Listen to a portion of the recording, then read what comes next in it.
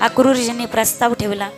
नंद महाराज, कंस महाराजांनी मथुरेमध्ये धनुष्य यज्ञाचा आयोजन केले आणि त्याची निमंत्रण पत्रिका घेऊन बलराम आणि कृष्णाला मी घेऊन जाण्यासाठी आलोय. ज्यावेळी हे वाक्य कानावरती पडले, हातातला घास ताटामध्ये टाकला आणि यशोदा मायाच्या डोळ्यात टचकन पाणी आलं. अक्रूर महाराज, तुम्ही माझा प्राण मागितलं तर मी द्यायला तयार होईल, पण अक्रूरजी, कृष्ण आणि बलराम माझे दोन नेत्र आहेत आणि कृष्ण तर माझं काळीज आहे, माझं हृदय आहे, माझं अंतकरण आहे. तो एक वाक्य बोलू माईबा. वारकरी संप्रदायाचं नामस्मरण आहे राम, कृष्ण आणि हरी. राम सत्य आहे, कृष्ण प्रेम आहे आणि विठ्ठल करुणा आहे. सत्य, प्रेम आणि करुणा यांचंच नाव आहे रामकृष्ण हरी. कृष्ण हा प्रेमाचा अवतार आहे, प्रेमाची मूर्तिमंत व्याख्या आणि प्रेमाचं मूर्तिमंत स्वरूप म्हणजे गोपाल कृष्ण परमात्मा. कृष्ण परमात्मा प्रेमाचा अवतार, साक्षात त्या प्रेमाला हातपाय फुटले. प्रेम काय आहे हे जगाला कळावं, यासाठी त्या परमात्म्याला कृष्ण म्हणून या मृत्यू लोकावरती अवतरित व्हावं लागलं. कृष्ण माझं काळीज आहे, माझा श्वास आहे, तो माझं हृदय आहे. अक्रूरजी, तुम्ही काही मागगडे मी देईल तुम्हाला, पण माझ्या लालाला मागू नका, माझ्या कनवाला मागू नका, माझ्या कृष्णाला मागू नका. रात्रभर झोप लागली नाही आणि पहाटे पहाटे नंद महाराज यशोदेला सांगतात, यशोदे हट्ट करू नकोस, जाण्याची वेळ आली आता आपल्या लालाची. यशोदे, आजपर्यंत एक गोष्ट उरात चलत होती, नाही सांगितली तुला, पण आता खऱ्या अर्थानं सांगायची वेळ झाली. थांबते मी थोड्या वेळामध्ये, लक्ष द्या थोडस माता भगिनी. आजपर्यंत उरामध्ये गोष्ट दाबून ठेवली यशोदे, वाटत होतं नाही सांगावी, पण आज खऱ्या अर्थाने सांगायची वेळ आली. हट्ट करू नकोस यशोदे, लालाची जाण्याची वेळ आली आता. यशोदे, हट्ट करू नकोस, तुझ्या मायेचं पांघरून घालू नकोस, त्याच्या वाटात अडथळा होऊ नकोस. यशोदे ऐक, त्याच्यासाठी तुझा काळीज तुला घट्ट करावं लागेल. कदाचित हे वाक्य ऐकल्यानंतर तुला धक्का बसण्याची शक्यता आहे. सांगू यशोदे, आजपर्यंत तू ज्याला स्वतःचा समजत होतीस तो कृष्ण तुझा नाहीच यशोदे. त्या कृष्णाने यशोदेच्या पोटी जन्म घेतला, तो यशोदेचा वसुदेव, क्षमा असावी, वसुदेव देवकीचा कृष्ण येतो. यशोदे, अजूनही तुझी कुस रिकामीच आहे, तो तुझा लाला नाही, कृष्ण तुझा मुलगा नाही. ज्यावेळी गोष्ट यशोदेच्या कानावरती पडली, धाडकन यशोदामाईने अंग सोडून दिलं. पाणी पडावा आणि एखादा ढेकूळ विरघळून जावा, अशी जशी ढेकळाची अवस्था होते ना, तशी यशोदामाईची अवस्था झाली. मंदिरातली मूर्ती जशी स्तब्ध उभा राहावी, तशी जगाची, अरे देवाची माय स्तब्ध उभी राहिली. धाडकन जमीर कोसळली, गडबडा लोळू लागली. सावर यशोदे स्वतःला, सावर, तुला ऐकावं लागेल आणि ही गोष्ट आता पचवावी लागेल. मैयाच्या डोळ्यात पाणी होते, धडधड घळगळा अश्रुधारा वाहत होत्या, नेत्र सजल झाले, कंठ अवरोधित झाला आणि यशोदा मैया धाय मोकलून रडू लागली आणि रडून रडून मैया तशीच मूर्छित होऊन पडली. सकाळी जाग आली ना, जेव्हा स्वतःच्या हाताने लाला आंघोळ घातली, स्वतःच्या हाताने पाटावर बसून त्याची पूजा केली, त्याला उंचीचे वस्त्र घातले, मणी मौक्तिकांच्या माळा घातल्या, त्याच्या केसाचा एक झुट्टू बांधला, कुरळ्या केसाचा लाल रंगाचा धागा बांधला.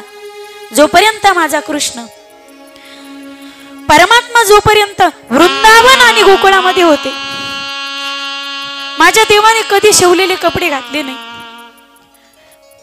परमात्मेने बंदाचे कपडे घालावे, शिवलेले वस्त्र घातले नाही, पायात चप्पल घातली नाही. का? माझे गोपाळ अनवाणी पायाने चालतात ना, माझी गोमाता सुद्धा अनवाणी पायाने चालते. मग ती जर बिना चप्पलाची चालत असेल तर मी का पाच चप्पल घालू?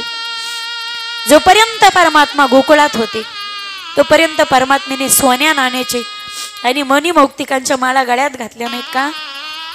माझे जेवढे सगळे मित्र आहेत ना, ते गरीब घरचे, आणि जर मी श्रीमंतासारखं वागलो तर ते मित्र मला त्यांच्यातलं समजणार नाही, ते माझ्या जवळ येणार नाहीत, मला आरे तुरीची भाषा कळणार नाही.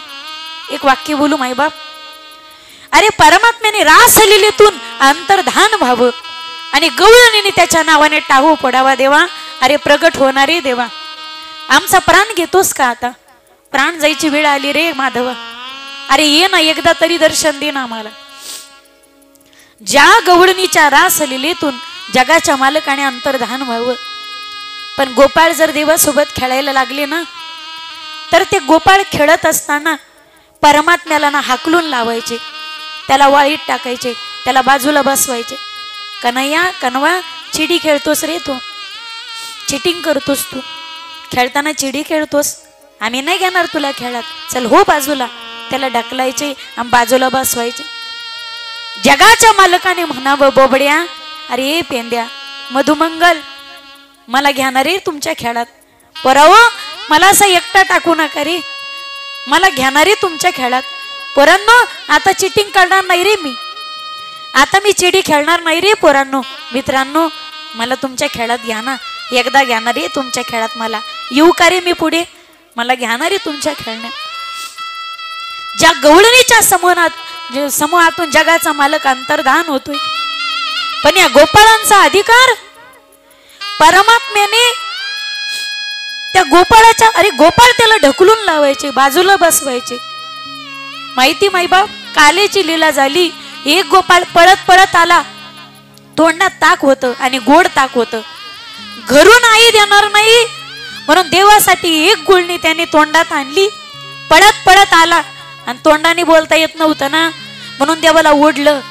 देवाला कळे ना याला काय म्हणायचंय, त्याला खाली पडलं, देवाच्या छातीवर बसला, त्याचे दोन्ही हात हातात घट्ट दाबले आणि त्याच्या तोंडात तोंड घातलं, तोंडातली गुळणी तोंडात फेकली. एवढा अधिकार ज्या गोपाळांचा माईबाप. त्या गोपाळासोबत खेळताना परमात्मा हा विचार करतोय, मी दाग दागिने जर घातले तर हे मित्र मला त्यांच्यातला समजणार नाही. जोपर्यंत माझा देव गोकुळात होता ना, वृंदावनात होता, तोपर्यंत परमात्म्याने हातात शस्त्र धारण केलं नाही. हातात केवळ बासरीच असावीची माईबाप. हातात बासरी असायची, खांद्यावर कांबळी असायची, एका हातामध्ये काठी, पिवळा झागा घातलेला, एका खांद्यावरती शिंक लटकवलेलं, त्याच्यात लोटक्यात दही, एका बाजूला छोटस फडकं भाकरीचं बांधलेलं. 8 डोळे भरून पाहिलं माझ्या मैयाने देवाला. कपाळाला काजळाचा टिपका लावला, गालाला काजळाचा टिपका लावला, पायाखालची माती कपाळाला, देवाच्या गालाला लावली. माझ्या लेकराला कोणाची नजर लागता कामा नये, दृष्ट लागता कामा नये. आणि माझं लेकरू, अरे सकाळी काही चारायला गेलं तर संध्याकाळी येईपर्यंत मला एक दिवस एका युगासारखा भासायचा. आता चाललंय माझं लेकरू, पहिल्यांदा चाललंय मला सोडून, कधी येईल याची शाश्वती नाही. आणि पहाटे तर मला वेगळीच गोष्ट कळाली. ही जर गोष्ट याला कळाली आणि तो जर मला सोडून गेला तर? अनेक वादळ डोक्यात होती. यशोदामाई चिंतामग्न होती आणि दुःख तर प्रचंड होतं अंतःकरणात. जड पावलांनी निरोप दिला, रथ अक्रूराने सज्ज केला आणि त्या रथामध्ये कृष्ण आणि बलरामाला बसवलं. आणि नंद महाराजांनी सांगितलं, तुम्ही समोर व्हा, आम्ही काही गोपाळांसहित मी दुसऱ्या रथामध्ये टांग्यामध्ये बसून पाठीमाग, आम्ही पुढे जातो, तुम्ही पाठीमागून तुमचा रथ घेऊन या. नंद बाबा निघालेत काही गोपाळांसहित. आणि आज परमात्मा अक्रूरजींसहित, अक्रूर काकांसहित, बलराम दादा आणि कृष्ण परमात्मा त्या रथात बसून निघाले. रथ निघाला माईबाप. ही गोष्ट एका क्षणात सगळ्या गावात पोहोचली. हा हा म्हणता ही बातमी सगळ्या गावात पोहोचली. आणि सगळ्या गोवळणीचा लोंढा, गोपाळांचा लोढा त्या रथाला आडवा करण्यासाठी परमात्म्याने सगळ्यांची समजूत घातली, गोपिकांची समजूत घातली. मैयेची पुन्हा भेट झाली. मैया, जरी माझी माता देवकी असेल पण उभा जग विचार करेल, जगाचा मालक आहे पण त्याला बांधायची ताकद आणि जगाच्या मालकाला बंधन करायची ताकद फक्त यशोदेच्या प्रेमामध्ये आहे. कोणत्याच जन्मात मला एवढं प्रेम भेटलं नाही, तेवढं प्रेम मला यशोदा मैयाने दिलं. राधा राणीची परमात्मा सहमती घेतात आणि ज्यावेळी राधा राणी होकार देते. राधा राणी परमात्म्याची शक्ती. राधे तुझ्या शक्तीची मला गरज आहे.